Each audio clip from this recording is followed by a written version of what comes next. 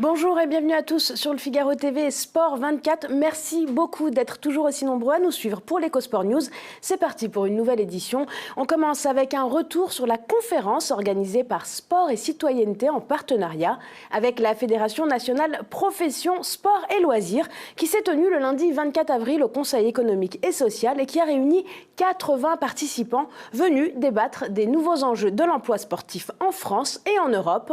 L'occasion d'évoquer les nouvelles aspirations des pratiquants, que ce soit en loisirs ou autour de la santé. L'emploi est un réel enjeu dans le monde du sport, même si, comme évoqué par Nicolas Verdon sur notre plateau, la gestion de l'emploi dans les associations sportives reste un vrai métier qui peut s'avérer complexe pour les petites structures. L'emploi sportif représente plus de 1,6 million de personnes en Europe et 1% de l'emploi total sur toute l'Europe. Plus d'infos à retrouver sur les sites web du think tank européen Sport et Citoyenneté et bien évidemment sur celui de la FNPSL. Parlons désormais du nouveau numéro de Sport et Entreprise, le magazine trimestriel de la Fédération française du sport d'entreprise. En une, pour cette nouvelle édition, nous retrouvons François Asselin, président de la Confédération des petites et moyennes entreprises, CPME, qui évoque le sport comme un outil d'aide au management. Faire entrer le sport dans les PME améliore leur efficacité en même temps que la santé des salariés, nous explique-t-il. Parmi les autres témoignages et sujets, Manon Laporte, présidente de la commission sport de la région Île-de-France, Jean-Paul Omeyer, président des commissions sport de la région Grand Est, mais également le bilan de l'Assemblée générale et la rédaction, vous le savez, d'un nouveau comité directeur avec Didier Besser reconduit à la présidence. À noter aussi un sujet plus original, 8 bonnes raisons de découvrir l'e-sport, à retrouver enfin les Jeux européens de Gand qui se tiendront du 21 au 25 juin, un événement que vous pouvez d'ores et déjà inscrire à votre agenda. Retrouvez la version en ligne du magazine accessible sur le site de la FFSE. On revient maintenant sur une performance, celle des Français en badminton, et on s'associe à l'UNSS pour un clin d'œil mérité avec ses professeurs d'EPS qui partagent leur passion auprès des plus jeunes et qui la transmettent tout au long de l'année. Ronan Labarre et Audrey Fontaine, c'est le sport passion et la transmission avec une médaille de bronze pour couronner leur performance à l'occasion des championnats d'Europe de badminton. Bravo à vous! On reste évidemment dans le sport avec la transmission, celle d'une loi dont on vous parlait récemment dans l'EcoSport News. Mercredi 1er mars 2017, le président de la République a promulgué la loi numéro 2017-261 visant à préserver l'éthique du sport, à renforcer la régulation et la transparence du sport professionnel et à améliorer la compétitivité des clubs. On en parle tout de suite avec mon invité du jour, c'est le Focus. Je vous le disais à l'instant, on va revenir sur cette loi dont on a beaucoup parlé dans l'EcoSport News ici, et pas avec n'importe qui. On reçoit aujourd'hui Monsieur le sénateur Dominique Bailly qui nous accompagne. Bonjour. Bonjour. Merci beaucoup Monsieur le sénateur questeur d'ailleurs d'être avec nous. Vous êtes aussi maire d'Orchies. Alors cette question du sport, c'est une question qui vous habite depuis plusieurs années. La loi a été donc promulguée en 2017 récemment, mais vous travaillez dessus depuis 2013 avec des thématiques bien particulières. Oui, alors j'ai été élu sénateur en 2011. J'ai donc intégré la commission culture qui s'occupe des affaires sportives et c'est vrai que c'est ma deuxième passion après l'engagement public. Et donc depuis 2011 et puis depuis 2013 plus intensément, on a étudié avec des collègues de toute sensibilité d'ailleurs ce sujet majeur pour le vivre ensemble. Le sport, c'est un élément fédérateur.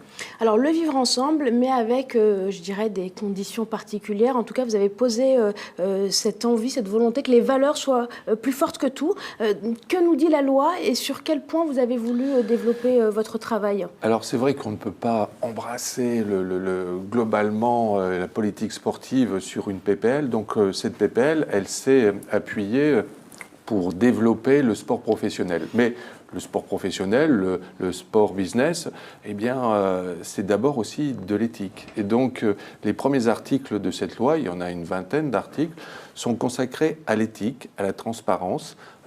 D'abord, les relations entre les fédérations, l'État, d'avoir des orientations claires. Et puis après, sur la transparence financière, on voit bien qu'il y a eu quelques sujets d'actualité sur le football en particulier, mais aussi d'autres sports, sur les paris. Bref, remettre l'éthique et la transparence au cœur du sujet. Et il fallait pouvoir donner des outils législatifs. Et nous sommes allés dans le concret. Nous avons auditionné plusieurs dizaines de personnalités, de sportifs aussi, pour pouvoir aboutir. Alors vous avez mené ce travail durant, je le disais, plusieurs années. Quel était l'état des lieux sur cette question de l'éthique, de la transparence en France? Où est-ce qu'on se situe?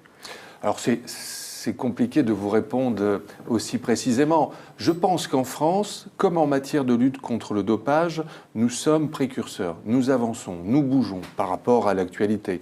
De nombreux travaux ont déjà été réalisés, que ce soit au Sénat ou à l'Assemblée nationale, mais c'est vrai que le Sénat a été fortement impliqué depuis, on va dire, une décennie sur le sujet. Donc, en fonction de l'évolution des pratiques sportives du sport business, eh bien, il est normal que la puissance publique puisse encadrer, puisse être efficace pour lutter contre quelques dérives. On voit bien que l'argent peut amener certaines dérives. Alors justement, l'argent, réguler les paris sportifs, ça fait partie notamment de cette loi.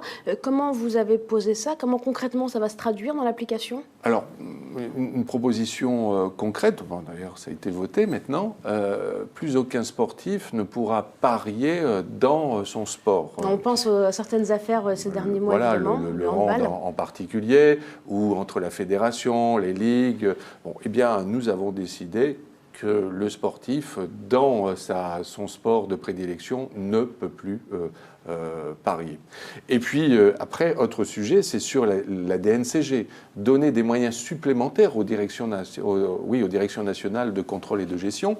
Parce qu'on le voit bien, que ce soit au foot, au rugby, au hand, il y a des reprises de clubs avec des flux financiers qui viennent d'ailleurs. C'est intéressant que des investisseurs étrangers s'implantent en France, mais on veut avoir une lisibilité et une traçabilité des fonds, et la DNCG aura des moyens supplémentaires pour vérifier ces flux et ces investisseurs, et puis aussi de vérifier au quotidien, et chaque année en particulier, les comptes des clubs professionnels. Alors effectivement, vous avez parlé du football, vous avez parlé du rugby qui est devenu un marché incroyable aujourd'hui sur la place du sport. Est-ce qu'on a, avec une loi, est-ce que ça suffit pour lutter contre tout ce business autour de ces disciplines qui sont en train de monter? Est-ce que les fédérations, même en ayant ces outils, vont pouvoir lutter contre ce business? Alors, vous avez raison, il faut une volonté politique des dirigeants. Je crois globalement, on en a rencontré quand même de nombreux, que cette volonté politique, elle est là. De pouvoir bien encadrer et puis surtout éviter les dérives. De préserver le marché, oui, de préserver nos athlètes. Voilà, de donner aussi aux athlètes les moyens de vivre et de vivre dignement, de pouvoir se former, de pouvoir être compétitif et de pouvoir aussi vivre de leur sport. On voit bien qu'il y a des sports majeurs, vous les avez énoncés, il y a des sports qui ne sont pas médiatisés comme il le faudrait, et donc donner aussi les moyens à tous ces sportifs de haut niveau de pouvoir s'épanouir complètement dans leur vie d'homme, femme et de citoyen, de citoyenne. Alors il y a le sportif de haut niveau dans le monde professionnel et puis il y a le sportif de haut niveau surtout dans le monde amateur. Je voudrais juste qu'on évoque quelques secondes Rio, les Jeux de Rio. Quel impact ça a pu avoir selon vous sur les athlètes, sur le développement du sport? Je pense que ces Jeux Olympiques ont été une réussite pour notre pays. Des fédérations et des sports se sont mis en évidence. Certains ont régressé et on le voit bien dans les échéances des nouvelles élections, des fédérations. Il y a eu des remises en cause. Je pense que c'est important, ces moments des Jeux Olympiques, pour faire un point précis des disciplines et puis de voir s'il y a matière à améliorer. Donc vraiment un bilan global positif. Alors, mais il faut continuer. On a parlé de l'éthique, on a parlé de la transparence, on a parlé du sport professionnel, du business. Et évidemment, il y a ici une thématique qui nous tient particulièrement à cœur, c'est la féminisation du sport. C'est quelque chose qui a été porté dans cette loi et qui a été aussi, j'imagine, défendu par différentes associations. Je pense notamment à Sport et Citoyenneté qui est très attachée à cette question, mais comme l'UNSS, comme la Fédération française du sport d'entreprise, avec qui ici on évoque différentes thématiques chaque semaine. Où est-ce qu'on en est et comment est-ce qu'aujourd'hui, avec cette loi, on va pouvoir permettre aux jeunes filles de devenir peut-être les championnes de demain? C'était une priorité pour nous. L'éthique, la transparence, la régulation et de permettre un développement économique de notre sport en général, mais aussi de développer le sport féminin professionnel, parce qu'on voit bien aujourd'hui que c'est souvent difficile pour nos athlètes qui ont des résultats intéressants, mais en tant que femmes et citoyennes, c'est pas toujours simple. Donc l'idée, c'est de mettre en commun toutes ces expériences, toutes ces réussites, et qu'elles puissent se déboucher sur un essaimage et de travailler ensemble avec toutes les fédérations. Donc l'idée, c'est de mettre vraiment dans un pot commun toutes ces réussites, et que des athlètes que vous avez cités, qui sont des exemples, des réussites. On pense à Estelle Mosley, on pense à Sarah Ouamoun, on pense à d'autres athlètes, Muriel Urtis, il y en a des dizaines qui aujourd'hui. Qu'on a reçu ici. Donc il faut médiatiser aussi, et c'est pour ça que dans cette conférence nationale, à un moment donné, il faut passer par cette phase de médiatisation pour dire c'est possible, elles réussissent. Et puis, bon, voilà, il faut aussi, par rapport au sport masculin, rééquilibrer les enjeux financiers aussi, parce que c'est pas toujours. On voit bien que certains partenaires hésitent encore à investir. L'égalité et la parité, j'allais dire, dans le business, on en est loin. Mais est-ce que là-dessus, vous pouvez, vous, faire quelque chose? Oui, alors là, aujourd'hui, on n'a pas pu, dans la loi, être très concret, mais on a mis sur la table cette volonté politique majeure. Il faut avoir des résultats. Donc il y a une conférence nationale qui va se mettre en place avant la fin de l'année, tous les acteurs avec un plan et une programmation précise. Développement, médiatisation du sport féminin. On avait reçu Patrick Caner ici on est complètement en phase pour avec les égéries du sport féminin. Bien sûr. Donc là-dessus, vous allez poursuivre le travail. Ah oui, on est, si vous voulez, cette PPL, elle va amener inévitablement d'autres projets de loi qui seront peut-être plus centrés sur le sport féminin et de permettre encore d'avancer sur le sujet. Mais nous souhaitions, et en tant que rapporteur, je souhaitais que ce soit une priorité, que ce soit inscrit dans la loi en mars 2017. Monsieur le sénateur, on va aussi évoquer une thématique très brièvement, mais qui nous est chère ici, et vous aussi, c'est le handisport, qui n'est pas laissé sur le côté avec cette loi. Comment on peut travailler avec nos athlètes aussi, qui nous ont formidablement représentés aux Jeux paralympiques de Rio. À Rio, c'était merveilleux. Et là aussi, je parlais d'exemples et de réussite. Marie-Amélie Le Fur, Michael Jérémia, tous ceux que je ne sais on voit bien dans le contexte politique que nous vivons, d'être au contact et de pouvoir échanger, de pouvoir partager avec ces hommes et ces femmes, ça permet d'avoir le recul nécessaire sur quelques éléments d'actualité. Mais au-delà, bien sûr que depuis quelques années, il y a une montée en puissance du handisport. Et là aussi, il faut permettre à chacun d'avoir les mêmes moyens que les hommes, que les femmes, pour pouvoir d'abord vivre de sa passion, d'améliorer la compétition, la compétitivité, et puis de vivre aussi, d'avoir une reconversion, d'avoir une formation, d'avoir aussi pour certains une activité professionnelle intéressante et qui peut se développer. Donc nous allons aussi, comme pour la conférence nationale pour le développement du sport, avoir la même méthode, et cela va devoir déboucher sur du concret dès 2018.